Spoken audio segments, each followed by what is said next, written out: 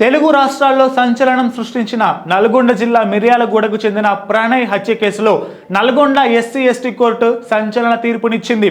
A2 Subhash శర్మకు ఉరిశిక్ష విధించిన court మిగిలిన నిందితులకు జీవిత ఖైదు విధించింది.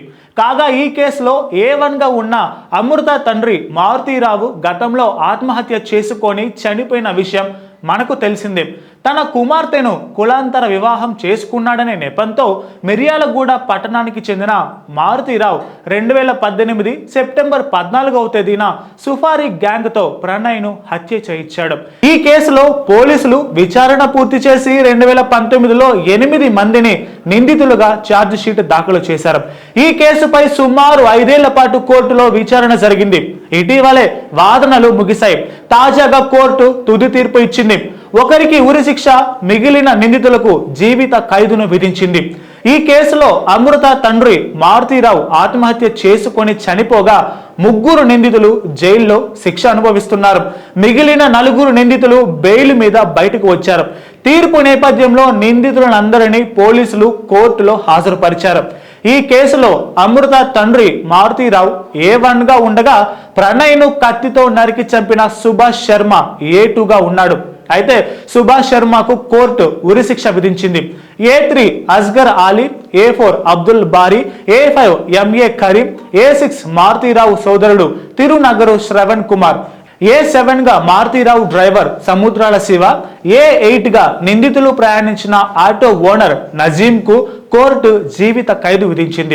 అమృత ప్రణయ్ కేసు విషయంలో కోర్టు తాజాగా తీర్పుని వెలువరించింది.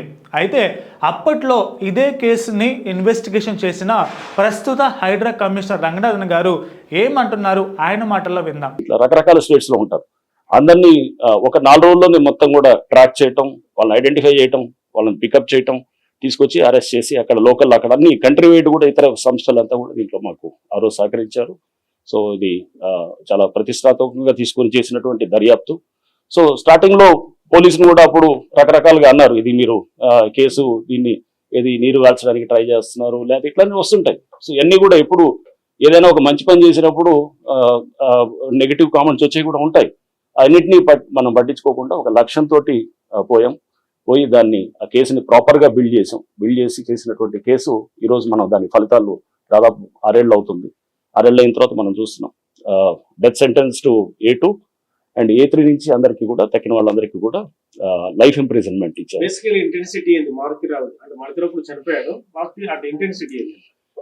మారుతీరావు నేను అంటే యాక్చువల్గా చనిపోయినప్పుడు చాలా బాధపడ్డాను యాక్చువల్గా. ఎందుకంటే ఒక తండ్రిగా అతను అంటే బిడ్డ కోసం చేసింది ఉండొచ్చేమో కానీ, బట్ అది వేరే చనిపోయిన బిడ్డ కూడా, వేరే చనిపోయిన ప్రణయ్ కూడా వేరే వాళ్ళ కొడుకుగానే మనం తీసుకోవాలి.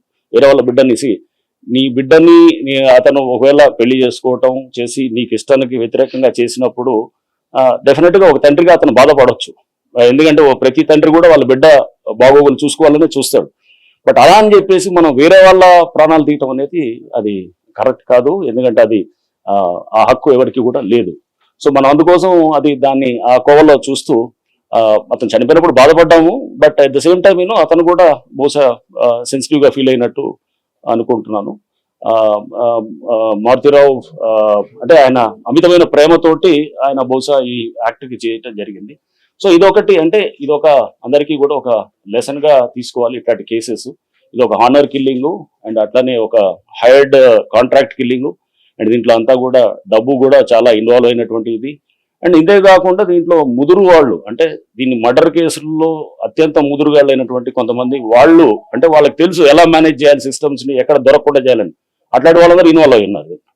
సో ఫస్ట్ మేమే సర్ప్రైజ్ అయ్యాము వీళ్ళు ట్రాక్ అయినప్పుడు అరే వీళ్ళు ఎట్లా వచ్చారు కేసులో అని చెప్పేసి. సో ఇట్లా ఇవన్నీ కూడా దీంట్లో ఉన్నటువంటిది. అప్పుడు ఉన్నటువంటిది టీం అంతా కూడా చాలా క్విక్ గా అప్పుడు డిఎస్పీ మిర్యాలగూడ శ్రీనివాస్ ఇప్పుడు ఇక్కడ మన జిహెచ్ఎంసీలో చేస్తున్నారు.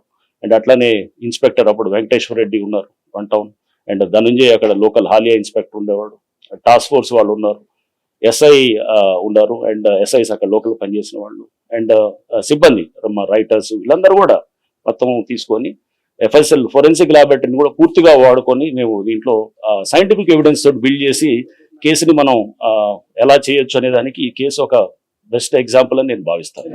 ఎంతమంది సాక్షులను విచారించడం జరిగింది దీంట్లో చార్జ్ షీట్ లో సాక్షులు ఎంత పెద్ద మొత్తంలో డబ్బు మార్పిడి కావచ్చు ఇదంతా ఎంత జరిగిందో అని చెప్పి చార్జ్ షీట్ సాక్షులు నాకు తెలిసి ఐ డోంట్ రిమెంబర్ కానీ బట్ 80-90 ఉన్నారు అనుకుంటాను సాక్షులు. ఇది కేసు కూడా చార్జ్ షీట్ అయ్యి 6 ఏళ్ళు పైన తర్వాత అయింది. ప్రతి వాళ్ళకు కూడా ఈవెన్ అక్కడ జడ్జికి కూడా వాళ్ళకు కూడా సెక్యూరిటీ ఇవ్వటం కూడా జరిగింది. స్పెషల్ పీపీ అక్కడ మన నరసింహ గారు ఉండేవారు, ఆయన కూడా వారికి కూడా సెక్యూరిటీ ఇచ్చి ఒక స్పెషల్ పీపీని కూడా అపాయింట్ చేశారు. 64 దాకా సాక్షులు ఉన్నారు. అండ్ అప్పుడు డీజీ గారు మహేందర్ రెడ్డి గారు అండ్ వారు కూడా తరచుగా అడుగుతుండేవారు. ఐజీ గారు ఉండేవారు స్టీఫెన్ రవీంద్ర గారు అప్పుడు.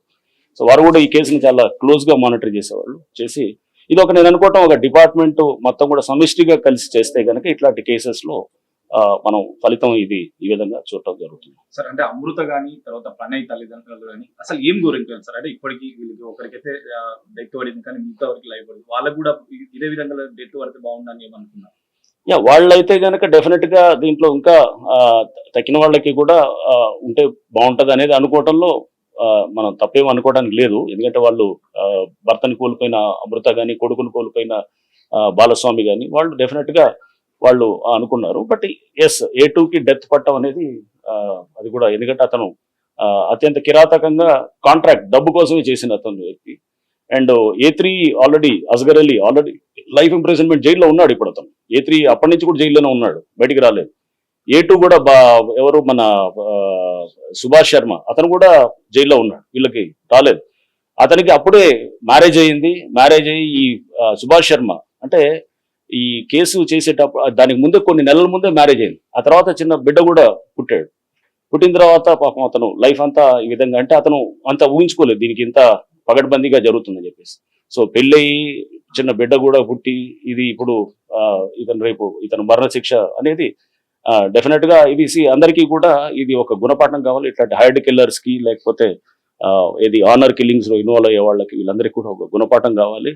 అండ్ మీరు ప్రణయ్కి దీంట్లో కేసులో మర్డర్ చేసినప్పుడు కూడా మారుతిరావు ఆయనతో కూడా మేము మాట్లాడినప్పుడు కూడా చెప్పాము, సో ఇది నీ బిడ్డ అంటే నీకు ప్రేమ ఉండొచ్చు, బట్ వేరే వాళ్ళ బిడ్డ అతని ప్రాణాన్ని తీయటం అనేది కరెక్ట్ కాదు కదా అనేది ఉంటే అతను కూడా దానికి వీలవుతుంటే ఒక తండ్రిగా తల్లిగా మనం మన బిడ్డల్ని ఒకవేళ నీకు ఇష్టం లేకపోతే ముందు నుంచి చిన్నప్పటి నుంచి జాగ్రత్తగా మనం సిస్టమ్స్ ని మనం పెట్టాలి, ఇంట్లో చేసుకునేది ఉండాలి. కానీ బట్ వేరే వాళ్ళ మీద మీరు ప్రేమ ఉందని చెప్పేసో లేకపోతే లవ్ చేస్తున్నారనో ఆనర్ వేరే కులమనో కులాంతరం అనో చెప్పేసి చేయటం అనేది అది కరెక్ట్ కాదు. అండ్ ఈ కేసు అయితే మటుకు we are very happy. And I think that ఇది పోలీస్ డిపార్ట్మెంట్ అండ్ అప్పుడు నల్గొండ పోలీసులో ఉన్నటువంటి అందరూ సిబ్బంది అంతా కూడా ఎవరైతే దీనికి పనిచేశారో and along with prosecution teams వాళ్ళందరికీ కూడా నేను వాళ్ళకి అభినందనలు తెలుపుతాను. సాక్షులందరికీ కూడా వాళ్ళు కూడా వి అప్రిషియేట్ అందరికీ. ఇక ప్రణయ్ అమృత జీవితాలకు సంబంధించి పూర్తి వివరాల్లోకి వెళితే ప్రణయ్ అమృతాలు 2018 జనవరి 31వ తేదీన ప్రేమ వివాహం చేసుకున్నారు. ప్రణయ్ది షెడ్యూల్డ్ కులమైన మాలకు చెందిన మధ్యతరగతి కుటుంబం. అమ్మాయిది వైశ్య సామాజిక వర్గం. ప్రణయ్ 10వ తరగతి, అమృత 9వ తరగతి చదువుతున్నప్పటి నుంచే మంచి స్నేహితులు. తరువాత అది ప్రేమగా మారింది. ఇద్దరు ఇంజనీరింగ్ పూర్తి చేశారు. పెళ్లి చేసుకుంటామని ఇరువురి కుటుంబ సభ్యులను అడిగితే అమ్మాయి తండ్రి మారుతీరావు ఒప్పుకోలేదు. దాంతో వారు ఈ ఏడాది జనవరి 31వ తేదీన హైదరాబాద్ వెళ్లి ఆర్య సమాజ్లో వివాహం చేసుకున్నారు. వివాహం చేసుకున్న కొన్ని రోజులకే తమకు రక్షణ కల్పించాలని ప్రణయ్ అమృత దంపతులు ఐజీని కోరారు. ఇక తరువాత తన కూతురిని తిరిగి ఇంటికి తీసుకురావడానికి మారుతీరావు అనేక ప్రయత్నాలు చేసినా అందుకు ఆమె ఒప్పుకోలేదు. వివాహమైన 2 నెలల తరువాత నుంచి తన హత్యకు కుట్ర జరుగుతోందన్న అనుమానంతో ప్రణయ్ అప్రమత్తంగా ఉన్నారు. కాగా అమృత గర్భవతి కావడంతో వైద్య పరీక్షల కోసం ప్రణయ్ అతని తల్లి కలిసి ఆమెను సెప్టెంబర్ 14వ తేదీన మధ్యాహ్నం 12 గంటల సమయంలో మిర్యాలగూడలోని ఒక ప్రైవేట్ హాస్పిటల్కి తీసుకెళ్లారు. పరీక్షలు పూర్తయిన తర్వాత 1:30 ప్రాంతంలో హాస్పిటల్ నుంచి బయటకు వెళ్తూ ఉండగా వెనక నుంచి వచ్చిన ఓ వ్యక్తి మాంసం దుకాణాల్లో వాడే కత్తితో ప్రణయ్ మెడపై నరికాడు. దాంతో కింద పడిపోయిన ప్రణయ్ పై మరోసారి వేటు వేయటంతో అతడు అక్కడికక్కడే ప్రాణాలు కోల్పోయాడు. ఇదంతా హాస్పిటల్ వద్ద ఉన్న సీసీ కెమెరాలో రికార్డ్ అయింది. హంతకుడు కత్తిని సమీపంలోనే పడవేసి పరారయ్యాడు. అనంతరం విచారణ జరిపిన పోలీసులు 2019లో 8 మందిని నిందితులుగా ఛార్జ్ షీట్ దాఖలు చేశారు. ఈ కేసుపై సుమారు 5 ఏళ్ల పాటు కోర్టులో విచారణ జరగగా తాజాగా ఈ హత్య కేసు విషయంలో కోర్టు తుది తీర్పు ఇచ్చింది. ఒకరికి ఉరిశిక్ష, మిగిలిన నిందితులకు జీవిత ఖైదు విధించింది court. Please subscribe to the channel and download the Politicos app from the links in the description.